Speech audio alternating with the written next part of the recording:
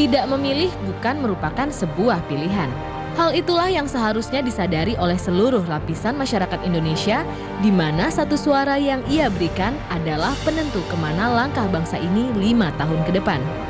Tercatat pada pemilihan legislatif tahun 1999, angka golput mencapai 10,2%. Hingga membengkak di pemilihan legislatif pada tahun 2009 menjadi 29% jumlah pemilih yang tidak menggunakan hak suaranya. Sejak tahun 2009 hingga 2014, angka golput semakin meningkat. Angka golput tersebut juga didominasi oleh para pemilih muda. Sungguh sangat menyedihkan jika yang memutuskan untuk tidak memilih adalah para anak muda penerus generasi bangsa. Apakah meningkatnya angka golput ini merupakan bukti semakin berkurangnya rasa percaya masyarakat pada calon wakil rakyat? Ini aduh. Baca koran kok isinya cuma pemilu lagi loh, ya kan? Tapi ya terhibur juga ya. Ada yang gayanya jurkam, ada yang umbar janji ya. Besok kalau saya titik dalam kurung bohong. Lalu ada juga yang kadang bilang begini, pentasnya kok dangdut. Kita kan pengen denger program dia apa dong, ya kan? Menghibur itu ada tempatnya, tapi gimana kalian juga bisa ikut kampanye nggak? Kalau yang tertib, bikin rusuh itu kan nggak perlu. Nah tetapi, loh itu kan belum apa-apa udah bikin rusuh kan? Orang saya lagi ngomong, oh datang. Ini Doro, tamu-tamunya. Ini Mas Heri. Ini apa, mau ikut pemilu? Bukan. Ini pengamat Kita bukan politik. mau ikut pemilu, kita spanduknya. Ini Tinatun udah gede. Dulu imut, pengen dipegang cokot. Nah ini Pak Heri. Duduk loh. Iya, silakan dulu. Ini Doro ini Oh suka. ini dari tadi nggak dipersilakan. Iya. Majikan saya ini aneh. Hari gini cuma duduk di rumah aja.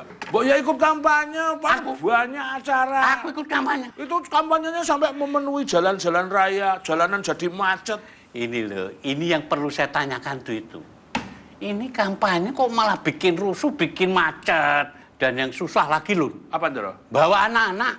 Maaf Doro, itu mau kampanye atau mau main odong-odong? Nah itulah. Tapi apa betul? Apa memang kurang pengawasan itu, Pak? Ya, mestinya kan pengawasan di dalam kampanye itu dilakukan. Bawaslu bertanggung jawab. Tapi tidak cukup hanya Bawaslu. Partai politik dalam hal ini harus bertanggung jawab. Kan sekarang aturannya itu tidak boleh arak-arakan. Tapi ketika di masa kampanye misalnya, itu di satu titik, tidak menutup kemungkinan itu arak-arakan akan jalan. Konwol dan bising suaranya. Iya, itu biasanya mereka nggak pakai helm. Iya. Ya, lalu kemudian kalau pakai bus, mereka naik di atas, lalu bendera dikiber-kiberin.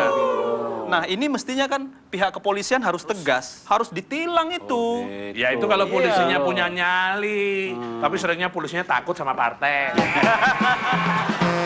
Jadi gimana, Lun? Ya, Kamu ya... gini, Doro. Ya. Kalau menurut analisis saya, kalau banyaknya pelanggaran dalam kampanye itu, Doro, itu kan sebenarnya mencerminkan kualitas demokrasi kita, Doro. Ini pinter, Pak. Ini padahal ikut paket A aja, cuman dia udah pinter. Iya, kalau paket X lebih hancur lagi.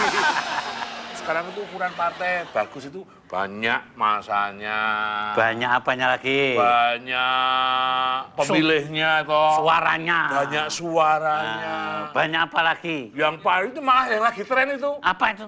Menyangka kalau partai itu berhasil, banyak korupsinya. Wah. Jadi gimana? Gini Doro, ada yang ingin saya sampaikan ya. Menurut analisis saya, sebenarnya banyak anak muda itu yang masih optimis dengan dunia politik. Makanya kan sekarang banyak caleg-caleg muda mendaftarkan diri ikut dalam pemilu ini. Bahkan menurut statistik, menjadi caleg itu bisa dianggap mengurangi pengangguran. Oh ngapur, itu mata pencarian. Nah, iya. Makanya untuk anak-anak muda itu lumayan kan, daripada nganggur, daripada cuma jadi preman, mendingan jadi caleg. Lah kalau nggak kepilih? Ya jadi preman lagi. Nanti kalau udah dari pengangguran, jadi caleg, jadi pengacara, pengangguran banyak acara. Saya yakin loh ya, Mas Heri, itu banyak anak-anak muda yang memang ingin berjuang, Serius ya, Ndoro? memperbaiki kondisi bangsa. Iya. Ingat kan? Dulu itu kan ada pepatah bahwa bangsa itu ada di tangan anak-anak muda. Iya. Yang diharapkan sama anak muda kira-kira apa? Calegnya yang macam apa? pastinya, Apa yang Peter main Twitter kayak gitu nggak ya? Gimana? yang penting kalau caleg tuh apalagi anak muda kan banyak yang nyalek. Kalau sampai jadi ya kita kan berharapnya yang bisa nampung aspirasi kita. Terus udah gitu yang bisa mewakili kita dong. Iya dong. Jadi kita kan namanya wakil rakyat, yang ngewakilin rakyat. Kalau yang Terus jujur itu penting nggak? Iya dong, yang jujur dan yang pastinya yang jujur nggak korupsi dan yang bersih Oh, mereka supaya cukup jujur loh, mereka senengnya dangdut yang ngedangdut. Jujur banget. Di ruang sidang nonton bokep. Boleh. Nggak boleh ya? Oh ya, satu lagi. Apa? Kalau lagi rapat, jangan tidur. Makanya yang penyakitnya diabetes, ngantuan, Nah. jangan jadi caleg. Iya, intinya yang bisa membuat Indonesia kita lebih baik dong. Oh, iya, iya, Gitu. Enggak, aku susah tuh Mas Heri. Ya. Tulis jawab sama Mas Heri. Dia Harus, bilang ya. supaya Indonesia cukup baik. Berapa persen Mas yang orang lama Mas? Orang lama sekarang yang mencalonkan diri lagi untuk DPR RI itu mencapai 90%. Peluang mereka untuk terpilih kembali itu sangat besar. Artinya apa? Periode berikutnya DPR RI, parlemen kita akan diisi orang-orang Orang-orang lama. yang sama. Orang-orang lama yang periode sekarang yang kita tahu kinerjanya yang tadi dibilang tukang apa tadi? Ngantuk. Tukang ngantuk itu. Oh, berarti 4L dong. Apa? Lu lagi, lu lagi. Nah, disitulah menurut saya kita harus membangun optimisme dengan munculnya caleg-caleg muda. Nah, Ya. ini kan pertarungannya menurut saya sangat luar biasa ya. Artinya apa? Pertarungan bukan saja terjadi di berbeda partai politik, tapi di dalam partai politik sendiri. Nah, masalahnya adalah caleg-caleg muda itu kan dapat nomornya nomor yang belakang-belakang nih, bawah-bawah nomor nih. sepatu lah Nomor dulu. sepatu tuh. Nah, ini peluang mereka walaupun sistem pemilu nanti suara terbanyak, tapi biasanya secara psikologis itu akan mempengaruhi caleg. Gitu loh. Ya tapi gimana orang caleg muda juga cara kampanyenya sama yang Ikut-ikutan dangdutan juga, Mas Teguh. Tapi kan sekarang udah ada ini sosial media, Doro. Mudah-mudahan lah ya, maksudnya apa namanya dengan maksudnya adanya. Tapi ada hal yang bisa kita lihat bahwa partai politik, caleg-caleg itu tidak memanfaatkan sosial media sebagai alat kampanye. Bro, Nah. suara anak-anak muda itu sekarang sangat menentukan masa depan bangsa ini. Makanya saya ingatkan, siapapun anak-anak muda yang sudah punya hak pilih, gunakanlah hak pilih itu sebaik-baiknya. Coblos wakil rakyat yang bisa dipercaya.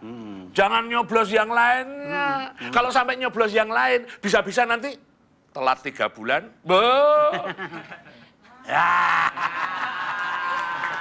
Golai. Apa tuh golai? Golongan alay. Kalau ini adanya gol jom. Apa? Golongan jomblo.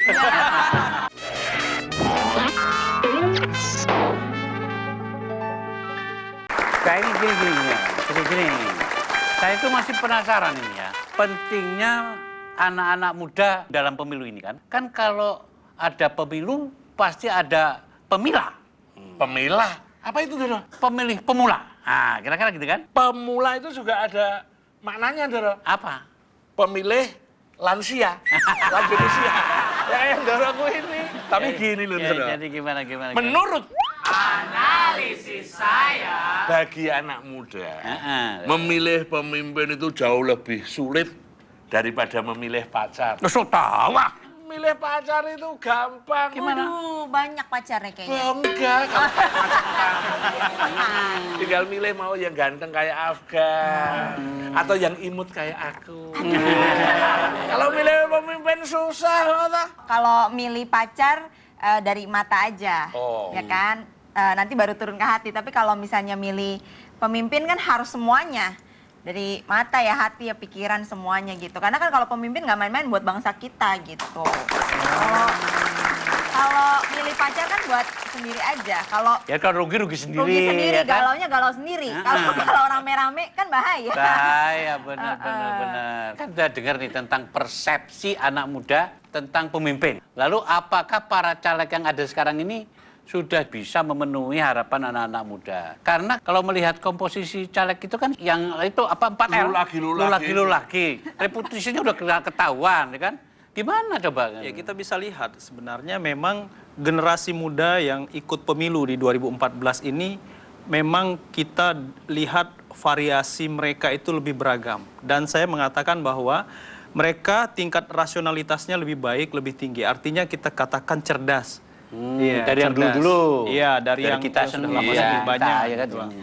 Nah, ini adalah potensi besar untuk membawa perubahan Indonesia lebih baik ke depan. Masalahnya adalah sekarang partai politik tidak menyasar mereka, tidak memperhatikan mereka. Kita ambil contoh misalnya. Ya. Tadi kita sebut bahwa di dalam kampanye, partai politik ini tidak memberikan solusi terhadap persoalan-persoalan anak muda. Masih terjebak pada persoalan-persoalan dijual, kerakyatan. Memang betul soal-soal kerakyatan yang luas, tapi pemuda ini perlu juga mendapat perhatian yang lebih. Karena hobi, gaya, kemudian style ya, dan lain sebagainya itu berbeda dengan yang lalu-lalu. Iya, pemimpin yang berkampanye tua-tua, nggak ngerti bahasa anak muda ya. Bapak ngerti berarti? Aku? Iya. Wah, aku yang enggak. Enggak, ini kalau gitu berapa sih persentasenya itu? Persentasenya misalnya ada sekitar berapa jumlah pemilih pemula ya kan? Nah, kita lihat total itu sekitar 186 juta pemilih yang ada. Itu mencapai 53 sampai 60 juta jiwa itu adalah pemilih muda yang rentang umurnya adalah 17 sampai 29 tahun. Sama berarti kita itu. Sama. Oh gitu. Aku baru 27. Tapi mereka tidak melakukan itu. Ya, buktinya sampai hari ini kita bisa tanya Tina misalnya, apakah mereka tahu caleg-caleg yang besok akan kita coblos misalnya. Nah, sebagai anak muda, kita harus aktif nih mencari tahu di tengah minimnya informasi. Jangan sampai begitu kita di bilik suara tanggal 9 April, kita bingung nih mau coblos yang mana. Nah, jadi menurut saya kita harus betul-betul mencari tahu. Karena satu suara yang kita berikan itu akan menentukan nasib bangsa 5 tahun ke depan. Iya. Tapi apakah anak-anak muda ini signifikan dalam pemilu kali ini kan Ya, penyaksikan? harus. Gimana coba? Jadi kita harus betul-betul memberikan perhatian lebih. Ini kan teman-teman yang hadir juga, ya ini semua anak-anak muda tuh. Nah, Sepertinya ini, tapi kalau lihat wajahnya menderita semua. Aduh. anak muda harus mempunyai sikap dan pendirian yang kuat. Kita tidak boleh golput. Kita harus memberikan suara kita. Saya yakin di antara calon-calon ya yang ada sekarang, misalnya kita menganggap bahwa calon-calon itu tidak ada yang baik, insya Allah masih ada yang baik. Kalau kita anggap semua baik, pasti ada yang lebih baik lagi. Oh, gitu. Tetap ada harapan namanya, Doro. Nah, gini. Supaya gampang, baik, jelek, berkualitas, tidak berkualitas, kira-kira Tina, ada yang Tina kenal nggak sih dari caleg-caleg yang sekarang? Beberapa ada yang kenal. Oh. Yang kan ada juga yang memang udah public figure gitu kan. Terus tapi banyak kan yang nggak kenal. Kan sekarang ada Google gitu kan, apa segala macam kan kita bisa search gitu di situ. Twitter. Seperti apa. Jadi nanti sebelum menentukan pilihan, Iya. kamu cari informasi lewat Mbah Google itu. Kan kita bisa search di situ gitu kan, di situ bisa kelihatan track recordnya seperti apa, terus siapa sih gitu caleg ini gitu. Sebagai generasi muda, kita harus mendorong perubahan yang lebih baik. Jangan sampai kita salah memilih, kita harus cari tahu, masih ada waktu sampai 9 April.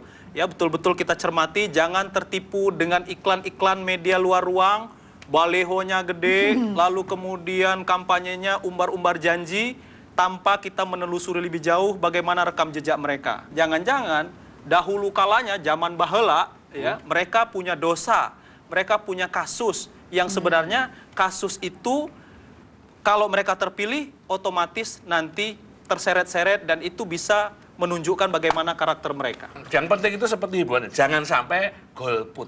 Ya. Tapi menggunakan hak pilih. Memang sekarang ini zamannya lain. Apa Sekarang ini bukan lagi zamannya golput. Apa dong? Golai. Apa tuh golai? Golongan alay. Kalau ini adanya jom. Apa? Golongan jomblo. Kamu nanti menggunakan hak pilih enggak? Oh iya dong pastinya. Kamu udah Harus. berapa kali sih ikut pemilu berapa kali? Baru pertama kali. Pemilu. Ngerti nggak caranya nanti? Oh ngerti. Kemarin tuh sempat ada juga yang apa namanya rock the vote gitu. Jadi anak-anak kampus ada simulasinya gitu masuk ke ruang apa buat nyoblosnya. Bilik suara. Bilik suara ya. Ini Terus pemilih cerdas ini. nyoblos. terus? Cerdas. Nah, kita harus tahu bagaimana nanti pola kita di dalam bilik suara. Itu tanpa foto loh. Tulisan Jadi, ya? Tulisan. Nama orang. Nama orang itu caleg-caleg tidak kreatif. Masang baliho gede dengan foto model wajah. Nggak ada gunanya itu. Nggak ada gunanya. Begitu masuk bilik suara, wajah yang ganteng dan cantik itu nggak ada. Nggak ada. Modal. Nama toh itu nama. Aduh. Nah, survei kita beberapa waktu yang lalu mencapai 40% pemilih tidak tahu nama, hafal wajah. Ya, itu dia makanya yang banyak yang terjadi itu kan asal aja cap cip cup gitu. Iya. Nyoblos aja gitu. Bener loh? Ya betul, Iya kan? betul. Jadi memang anak sekarang itu kan dianggap anak dugem, ya kan? Asal nyoblos saja, nggak ngerti apa-apa. Tadi sudah dibuktikan, ternyata cukup kritis juga ya kan? Cukup kritis. Jadi ya saya pikir nih, sebaik-baiknya orang diam adalah diam untuk kebaikan. Tapi orang yang memilih demi kebaikan jauh lebih baik daripada orang yang diam. Kalau boy band, girl band, kan jumlahnya 10 orang cuma. Iya. Nah kalau ngumpul jumlahnya banyak gimana? Nah, jadi geng motor. Nah, itu langsung ada cabai-cabean.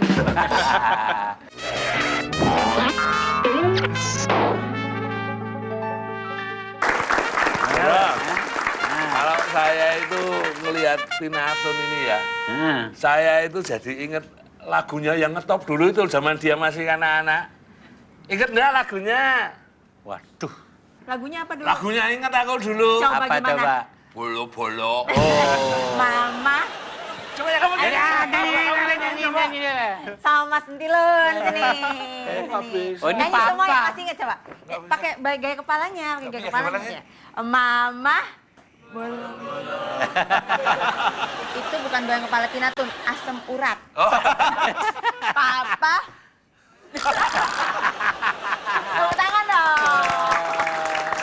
Bolo-bolo, Bolo-bolo. Umur 4 tahun itu bolo-bolo tuh. Bolo-bolo itu kan dalam bahasa Jawa artinya Bahasa walang kekek. Nah itu artinya kawan-kawan. perkawanan. Jadi iya. dalam dunia politik itu kan selalu membutuhkan Kawan-kawan. kawan-kawan, membutuhkan bolo-bolo. Ya toh? Semakin banyak kawan, maka akan semakin banyak suara. Nah jadi gimana nih? Tapi ketika keinginannya tercapai, kawan-kawan ditinggal. Ya, namanya juga politik ya. Nah, jadi menghalalkan gini. Iya semua tuh, cara ya. janji keren-keren semua, bagus-bagus semua, ntar kalau udah Nah, jadi lupa. nah, itu. Pokoknya sih yang penting sekarang kita anak-anak muda nih, jangan golput deh gitu kan. Karena kan suara kita itu menentukan nasib bangsa kita 5 tahun ke depan. Itu satu. Tapi ini anak-anak mudanya udah nggak golput, udah pada mau nyoblos, ya kan? Kita juga sudah mencermati nih, kita mulai kritis untuk mencoblos yang menurut kita baik nantinya kan, membuat bangsa kita lebih baik. Ya mudah-mudahan yang dicoblos yang nantinya terpilih, yang memang mewakili kita bisa membuat Indonesia lebih baik. Jangan sampai cuma janji-janji doang dan akhirnya kayak Kira-kira- kasus-kasus yang kemarin-kemarin lagi gitu. Kira-kira sebetulnya janji apa yang paling enak dan paling diharapkan oleh anak muda? nggak muluk-muluk sih ya, intinya jangan korupsi lah, intinya itu satu dulu kan. Kalau udah korupsi ya pasti kemana-mana gitu kan. Yang pastinya ya yang lebih baik lah dari masalah dari komisi-komisinya gitu kayak Enggak, kamu pendidikan. kan tadi cerita, kamu browsing, kamu mencari Ya. informasi. Ya. Kamu yakin nggak dari anggota-anggota dewan yang sekarang nyalek itu akan didapat itu orang-orang yang baik, yang Yang semakin sesuai baik, tadi ya? yang sesuai kamu. Kalau kayak gitu sih mungkin nggak bisa dibilang 100% ya. Karena kan yang di situ juga semuanya kan nggak komplit. Tapi kan at least kalau kita buka nih search misalnya satu nama kita Google, keluar tuh apa ada berita-berita track recordnya, historinya, terus siapa dia dan lain-lain gitu. At least kan tidak buta sama sekali ketika kita memilih gitu. Itu gunanya. Tapi beliau bilang 90% muka lama. Nah, walaupun 90% muka lama, misalnya 10% adalah wajah baru, kita harus dorong. Makanya di antara yang 90% sekarang itu, saya yakin masih ada juga yang baik. Oke. Nah, gitu optimisme harus kita bangun. Ya. Ya, jangan sampai kita pesimis, jangan sampai kemudian gara-gara itu semua lalu kita memutuskan untuk golput. Jangan, golput itu tidak baik. Golput itu harus dihindari.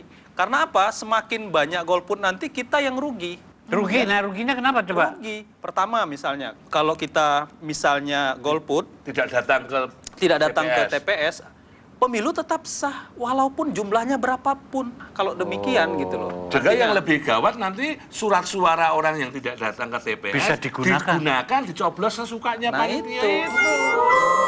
Nggak asik gitu loh. Jangan mau ya Tina ya. Ya. Sebab generasi kamu tuh dapat terdidik ya kan. Sudah mulai kritis.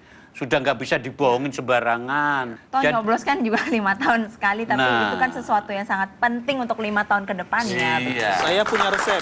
Gimana? Begini, kita sekarang memanfaatkan betul waktu kita untuk mencari tahu dan jangan pernah percaya caleg yang umbar janji. Apalagi janjinya itu dalam tanda petik membodohi kita. Misalnya. itu apa? Misalnya, kan caleg itu untuk anggota legislatif. Fungsinya ada 3. Legislasi, Pengawasan. ya, budgeting, ya, dan pengawasan ya Ya. itu. Nah, maka kalau sudah seperti itu yang janji, nanti kalau saya terpilih, saya akan bangun jembatan. Oh, itu bohong. Ah, itu jangan dipilih, nggak bakalan itu jembatan jadi. Karena mereka tugasnya bukan itu adalah tugas pemerintah eksekutif. Iya. Gitu. Walah. Artinya si caleg itu sebenarnya ada 2 nih. Apakah yang pertama nggak ngerti apa yang akan